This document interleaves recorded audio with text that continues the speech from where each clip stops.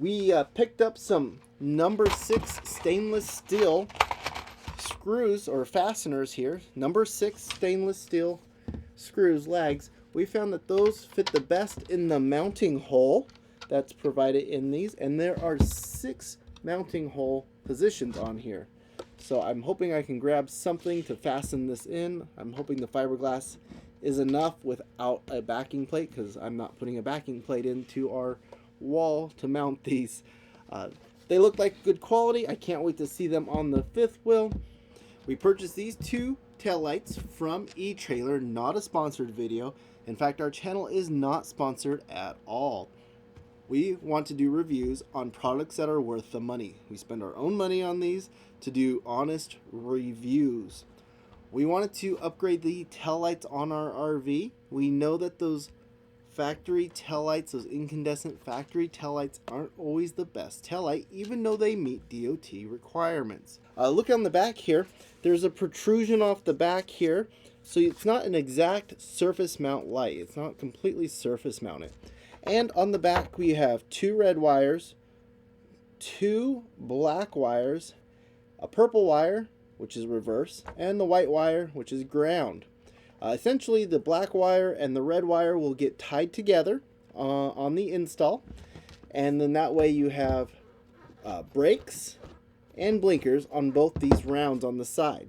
The purple wire is the reverse light here in the middle.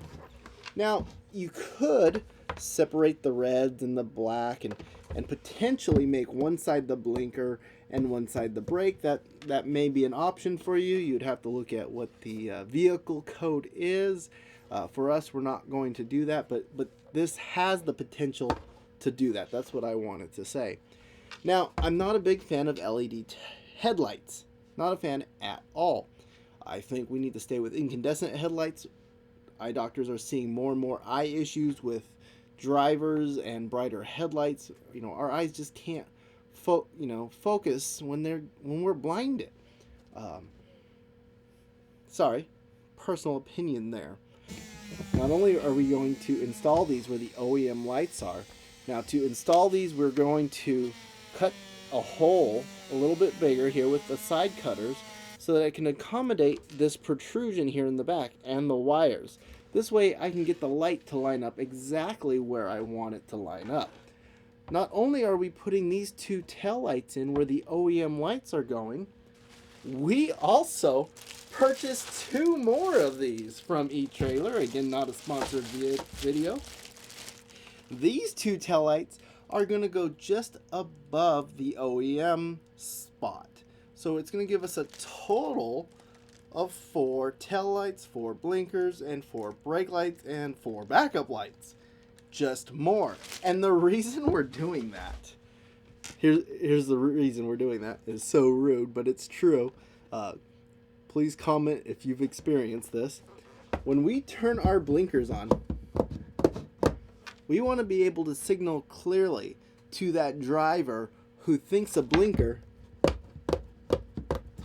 means to speed up and go around you before you make your maneuver. You've experienced it, you've seen it, and if you're one of them drivers, you should not be on the road. When you turn on a blinker, when you're driving a large vehicle, you turn on the blinker, that's to indicate that you're going to do a lane change. It doesn't mean for the car that's behind you to speed up and go around you. It's rude, but true. We want more lights, we want more visibility, and we want to signal clearly. The reason we're going to get extra ones of these tail lights and put them a little bit higher up is to help signal to the vehicle behind us. If we have a small vehicle behind us who's normally tailgating us, I want to indicate to the semi-truck a few vehicles back, to the bus a few vehicles back, that what our intentions are. To vehicles behind them, because that I think will be safer on the road. Release the brakes. Hit the brakes.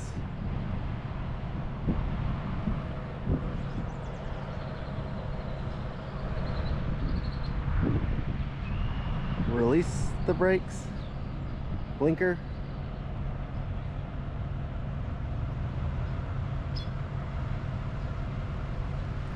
Other blinker.